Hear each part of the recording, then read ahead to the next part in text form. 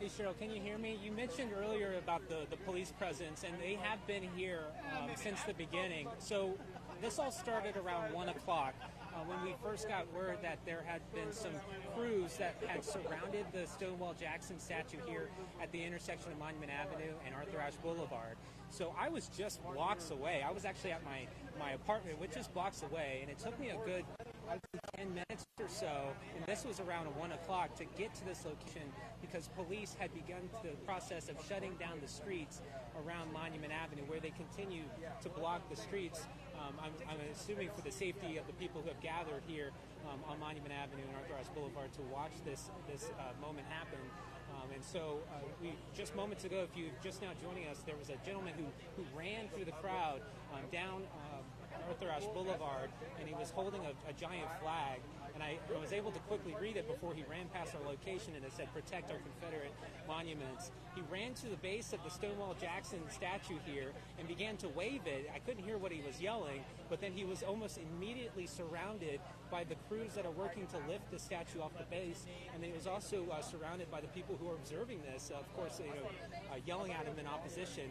When sheriff's deputies had taken him back towards our location, where there was a cruiser sitting nearby, it looked like he was in pain because he was like holding his face, and he looked like his face looked like he was in pain, so he must have gotten hurt somehow. But then he was put into the back of a cruiser, and then the cruiser flicked on its light bar and attempted to get through the crowd. It took a couple of moments for the people who are sitting nearby to disperse a little bit so that cruiser can get out of the way. So where they're taking that individual, we don't know, but at least what people have been just watching for the last 2 hours or so is as these crews are wrapping these straps around the horse's legs of the Stonewall Jackson statue, and they're just recording it on their cameras. There are lots of media folks here. We have people who are flying drones in the area to get shots of the crowd, and of course the crews are working.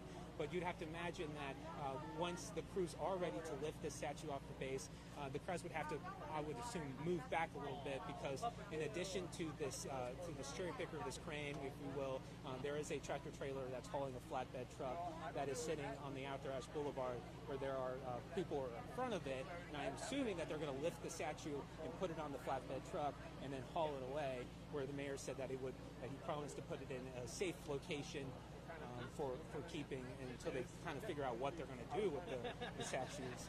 Like I mentioned earlier, I spoke to a man named Moorhead. He's the spokesman for the Virginia division of the Sons of Confederate Veterans, and he has said that he supports the removal of the statues as long as they do it legally. And he also told me that what he would like to see them do is that they remove the statues intact, do not remove it in pieces, and that it's put into given to a private entity where they can observe it and I guess do whatever they want with that. But as far as the statue here, we're just watching this moment happen, and occasionally what you'll see is one of these folks that are putting the ropes and the straps around the statue, they're giving thumbs up to the crowds here.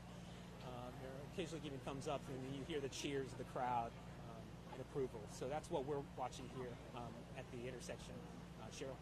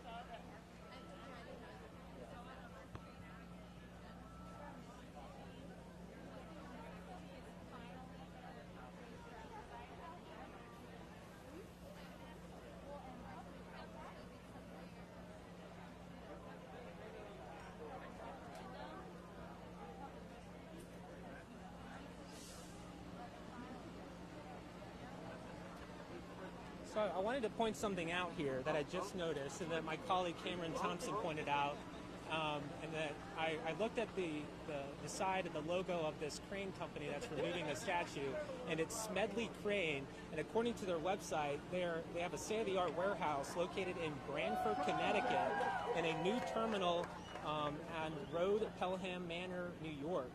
And so it seems like this is an out-of-state crew, at least from the north, that came down here to Richmond to do this work, the Smedley Crane and Rigging Company. That's the logo on the side of the truck here, and that is also, I believe, the logo that's on the crane that the crews are lifting off, or going to lift the statue off the pedestal.